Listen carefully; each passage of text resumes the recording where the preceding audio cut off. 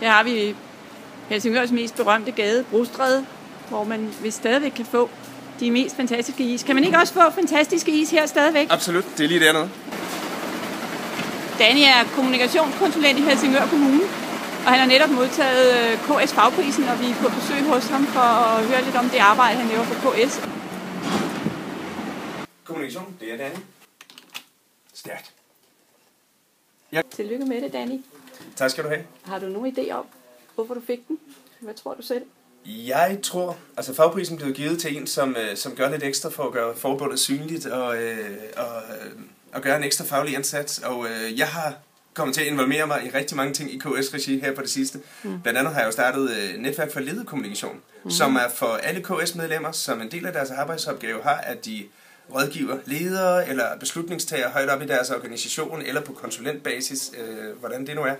Så der mødes vi i netværket med et par måneders mellemrum. Men derudover, der har jeg jo også for KS holdt en del oplæg om taleskrivning. Hvorfor var det Danny, I valgte til vinder af KS Fagprisen 2014? Rigtig godt spørgsmål. Meget nemt at besvare.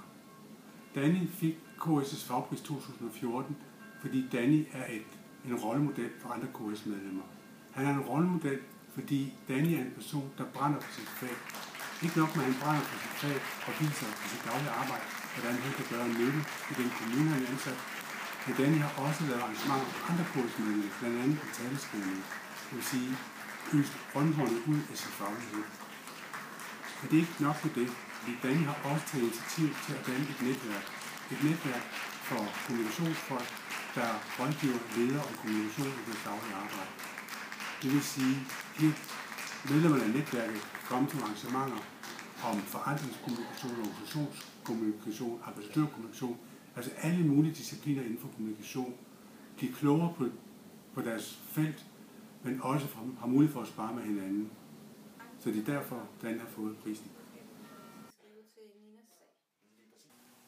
Hvad er det for et udbytte, du har fået af, og alle de faglige aktiviteter, du har lavet i KS-regi? Mit udbytte er jo både faglig og social og netværksmæssigt.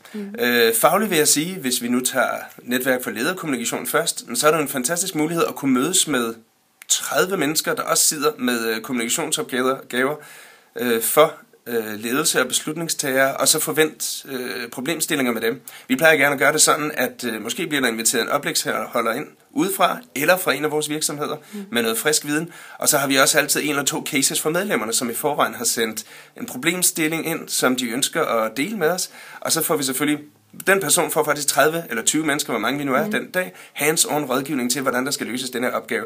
Og det har vi været rigtig glade for indtil videre. Så giver der man naturligvis også et enormt netværk i kommunikationsbranchen.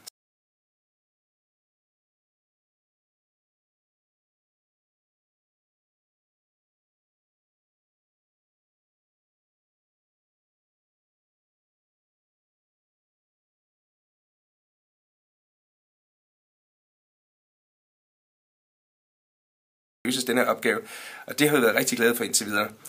Så giver der man naturligvis også et enormt netværk i kommunikationsbranchen.